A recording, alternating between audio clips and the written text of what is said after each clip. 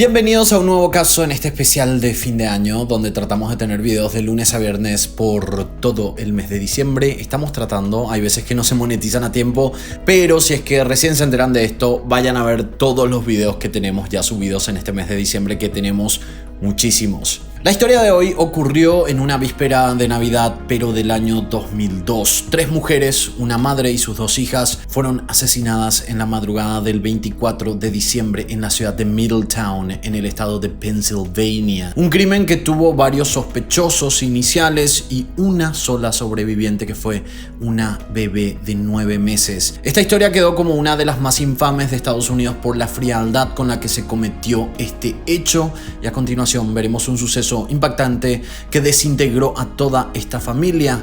Este es el caso de la familia Woolover.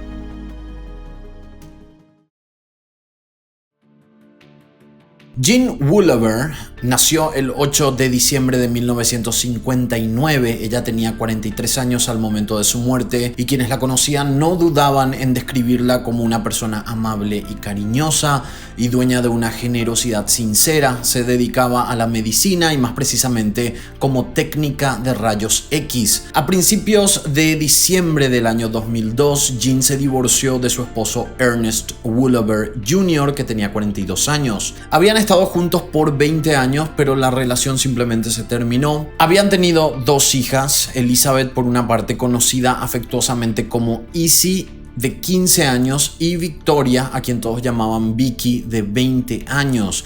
Victoria tenía una hija llamada Madison, de 9 meses de edad. La situación de Jean era un tanto desgraciada. Las razones de la separación, las cuales veremos más adelante, la habían sumido en una profunda tristeza y no estaba atravesando un buen momento, y es por eso que su hija mayor, llamada Vicky, se había mudado nuevamente con ella y con su hermana Izzy a Middletown, Pennsylvania. Por su parte, Ernest, el padre, hacía varios meses que había dejado la casa y se había mudado con sus padres y su hermano llamado Scott al condado de Cambria, ubicado a 170 kilómetros de Middletown, que era donde vivía toda la familia antes de la separación. Las 3 mujeres eran muy unidas y pasaban mucho tiempo juntas. Habían formado un fuerte vínculo a raíz de la crisis familiar atravesada, y la llegada de Madison fue como una manera para ellas de salir adelante, porque era la más chiquitita, era la que traía el cariño a la casa, pero por sobre todo para Jean, porque ella era, con esta niña, abuela primeriza. La Navidad era una época ideal para reforzar esta relación, y para los festejos ellos habían decidido viajar hasta Jonestown, que era el lugar donde vivían los padres de Jean, llamados Joseph y Mary. Se quedarían a dormir y abrirían los regalos al otro día. Sin embargo, la familia nunca se reunió para los festejos.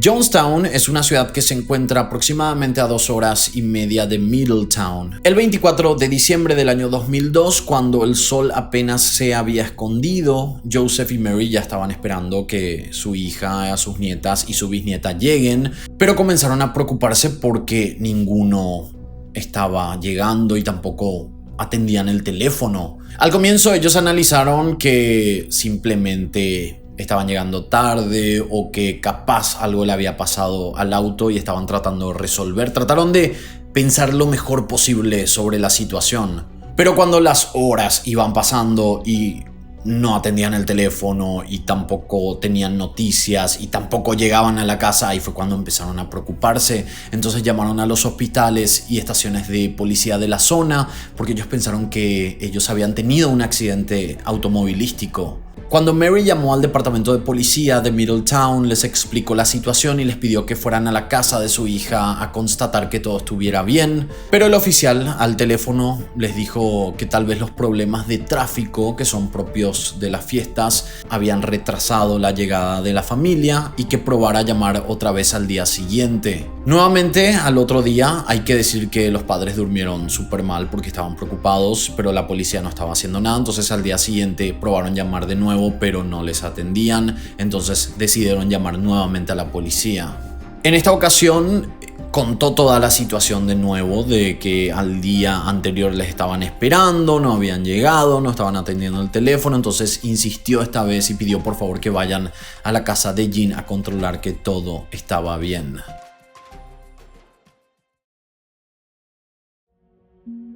Eran las 7 de la mañana cuando un oficial de la ciudad recibió el aviso de que debía dirigirse al 800 de la North Union Street. Cuando llegó no vio nada extraño y tocó el timbre varias veces. Al no recibir respuestas, fue a la parte de atrás de la casa y ahí notó algo raro. Una de las ventanas de la puerta del garaje estaba rota.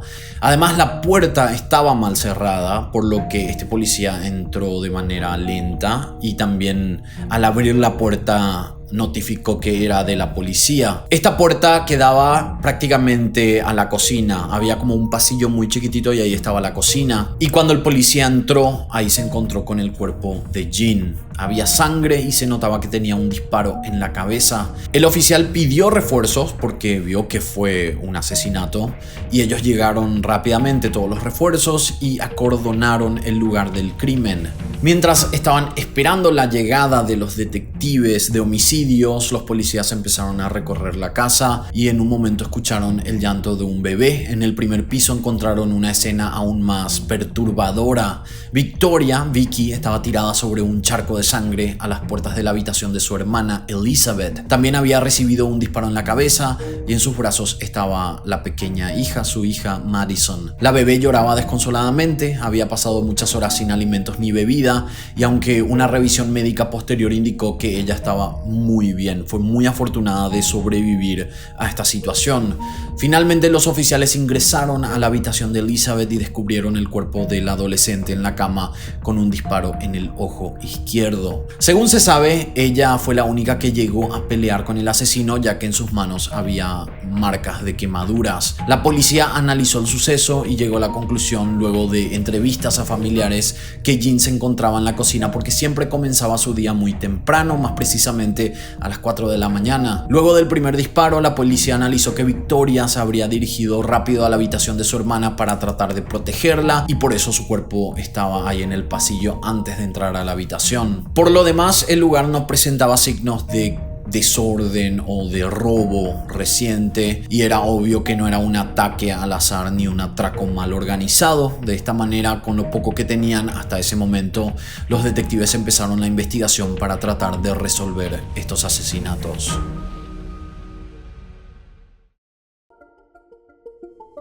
Como era habitual, en estos casos la policía investigó a las personas más cercanas de la familia. El primero en tener una coartada era el esposo, que estaba a cientos de kilómetros de la casa y estaba con su familia, y la familia declaró que él estaba ahí, así que no podía ser el esposo, a pesar de que estaba este historial de un divorcio y de problemas. Pero bueno, el esposo no estaba como sospechoso por esto. Indagando con los vecinos, varios de ellos coincidieron que un hombre se había pasado por la casa de Jean Woolever varias veces en las últimas semanas. Este hombre se llamaba Stephen Chapman y él se encargaba de comprar y vender antigüedades de todo tipo. Varios vecinos lo consideraban simplemente un coleccionista de chatarra y desconfiaban de sus visitas al vecindario. Además, algunos mencionaron que creían que este hombre tenía una relación secreta con Jean, lo cual vale la pena aclarar que se trataba de un chisme de barrio que no tenía fundamento. Por lo menos la policía no encontró este dato como cierto. Cuando encontraron al hombre, Stephen alegó ser un hombre felizmente casado y que sus viajes a la casa de Jean era puramente por negocios. Accedió sin problemas a que la policía revisara su casa y su testimonio permitió descubrir que simplemente veía seguido a Jean porque la mujer estaba vendiendo cosas luego de su divorcio. Quien también estuvo en la mira de la policía fue Francisco Ramos, el padre de Madison, de la nena que sobrevivió. Se sabía que la relación con Victoria no era la mejor de todas y en los registros constaba que en varias ocasiones los oficiales habían tenido que visitar su casa por problemas domésticos. Las discusiones y los gritos eran una constante en esta pareja e incluso Ramos llegó a solicitarle una prueba de ADN a Victoria para comprobar que Madison era su hija. Pero Ramos también tenía una coartada, y hago un paréntesis en este momento porque ya vi varios comentarios en otros videos. Yo sé que la mayoría sabe que es coartada, pero hay personas que no saben, entonces simplemente quiero aclarar que una coartada básicamente se trata de pruebas que confirman que la persona no estuvo en el lugar del crimen, y generalmente se puede confirmar con otras personas que estuvieron reúnen con el sospechoso o la sospechosa y declaran bajo juramento, lo que quiere decir que si mienten podrían afrontar cargos criminales. También con tickets de compras, por ejemplo, que confirman que la persona estuvo en otro lugar en el momento del crimen. Y actualmente se utiliza mucho también el tema de cámaras de seguridad para descartar a potenciales sospechosos, y a eso se le llama coartada. En el caso de Ramos, al momento del asesinato estaba a una distancia de 1 hora y media de la casa de la familia Woolaver. Siendo Ramos un sospechoso menos, la policía también indagó a un exnovio de Victoria llamado Turner Higgins. Había sido una relación discontinua, pero se sabía que el muchacho se había encariñado mucho con la pequeña Madison, lo que daba la pauta de por qué la bebé no había sufrido daños durante el ataque. Al mismo tiempo lleva a analizar el por qué dejaría a la menor sin comida y protección, y esto no concuerda mucho con esta teoría. Él tampoco tenía antecedentes, y a pesar de que se había puesto muy nervioso durante su declaración, este exnovio de Vicky fue descartado rápidamente por tener una coartada que fue comprobada por la policía.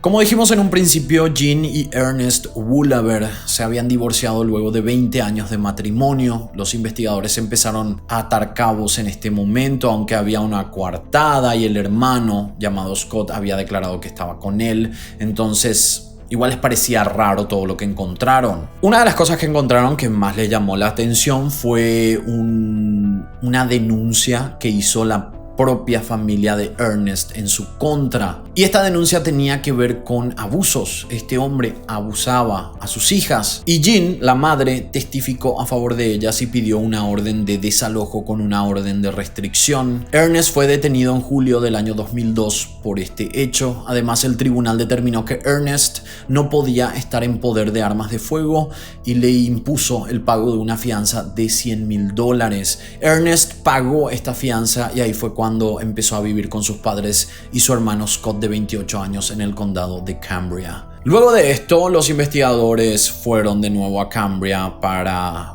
hacerle más preguntas al ex esposo y de esta manera prestó declaración. Su actitud era desafiante, desinteresada. Durante el interrogatorio se mostraba con poca expresividad, como si la muerte de su ex esposa y sus hijas no le interesara, y respondía con preguntas a las preguntas que hacía el oficial. La policía le pidió revisar su casa, pero Ernest se negó, y cuando le preguntaron dónde estaba al momento de los asesinatos, nuevamente contestó que había salido a cazar junto a su hermano desde las 2 de la mañana hasta las 9 o 10 de la noche aproximadamente. Scott corroboró nuevamente esta declaración y expuso prácticamente los mismos hechos que el hermano dijo en esta declaración, en este interrogatorio. Los investigadores seguían sin estar convencidos con las declaraciones de los hermanos, pero en ese momento no podían hacer mucho más. Fue así como consiguieron órdenes de allanamiento tanto para la casa de los padres de Ernest como para el auto de Scott, y fue en este vehículo donde encontraron un cuaderno con la anotación: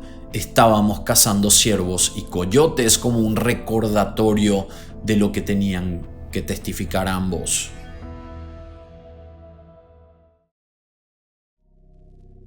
Ernest inmediatamente se comunicó con su abogado e hizo uso del famoso derecho a mantener o permanecer en silencio. La policía entendió que no podrían sacarle más información, por lo que decidieron enfocarse en su hermano, en Scott, y en intentar quebrarlo. Su táctica fue sencilla. Sabiendo que Vicky e Izzy eran sus sobrinas, se abocaron a mostrarle fotos de la escena del crimen. Y este truco es muy conocido, creo que más en los documentales de criminalística, donde muestran las fotos para tratar de quebrar a la persona, y lograron hacerlo con Scott. Scott rompió en llanto y comenzó a contar todo. Lo primero que dijo fue que al poco tiempo de que Ernest se mudara con él y sus padres, su humor era bastante irritable. Estaba todo el tiempo enojado y en alguna que otra oportunidad había manifestado que quería dispararle a Jean. El relato de Scott Woolaver reveló que la noche del 23 de diciembre de 2002 fueron con su hermano a un bar.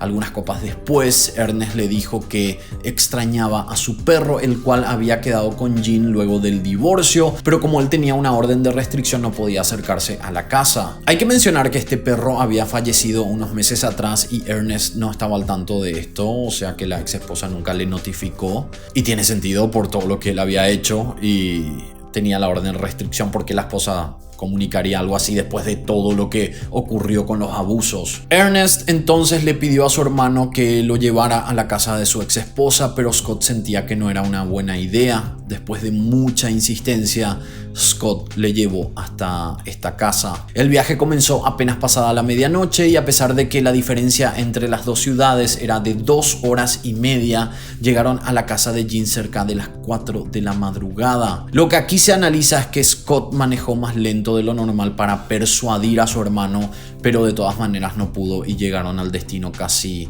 4 horas más tarde. Luego Scott contó a la policía que estacionó en la esquina de la casa y que la situación tomó un rumbo más extraño cuando Ernest sacó del asiento trasero ropa oscura, una máscara de caza y guantes. Se puso todo y completó el atuendo con el arma de su tío. También aceptó que en ese momento él no reaccionó y que simplemente dejó que su hermano entrara a la casa de su ex esposa vestido así con el arma. Según Scott, Ernest tardó entre 10 y 15 minutos, subió eufórico al auto y le ordenó que arrancara de inmediato. En el camino de regreso a Cambria le pidió que frenara y en medio de árboles y pastizales altos se deshizo del arma, la ropa, la máscara y los guantes. Además, le dijo que si alguien preguntaba lo que ellos habían hecho en esa noche, que respondiera que habían salido a cazar. Por supuesto que Scott no pudo decir exactamente qué pasó dentro de la casa en esa madrugada, pero para la policía las cosas estaban mucho más claras. El paso siguiente fue encontrar el arma homicida y para ello Scott guió a la policía a la zona que había mencionado anteriormente. Luego de una larga búsqueda, la pistola del tío de Ernest apareció entre la vegetación y las pruebas balísticas fueron contundentes. Se trataba del arma homicida.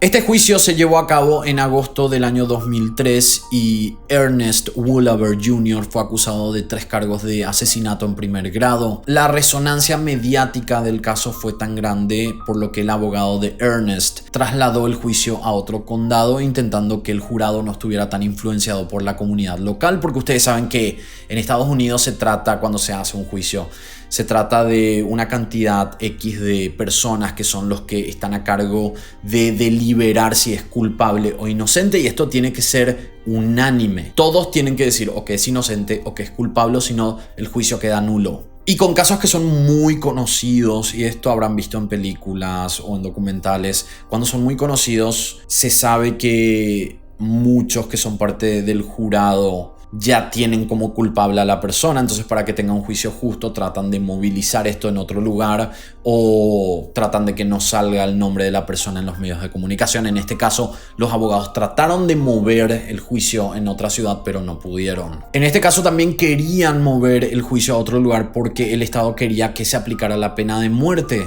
Durante el juicio, Ernest se mostró sin empatía, duro, como si sus emociones fueran inexistentes. Justamente la primera declaración en su contra fue la de su hermano Scott, que contó todo lo que había pasado, así como explicó a los investigadores. La fiscalía tenía una prueba extra en su contra ya cuando él estaba tras las rejas, y era que Ernest trató de contratar a un asesino a sueldo. Este asesino iba a matar a Francisco Ramos, el padre de la menor que sobrevivió, para que parezca que él fue el perpetrador y que su muerte pareciera un suicidio. Entonces la lógica con esto sería que su defensa iba a utilizar esto como prueba para que quedara libre, pero no funcionó ya que las autoridades descubrieron este plan. Ernest estaba organizando esto con otro compañero de celda, pero fueron descubiertos, y lo loco de este caso fue que Ernest Woolaver fue absuelto de los cargos de abuso contra sus hijas, ya que al estar muertas no podían testificar al respecto.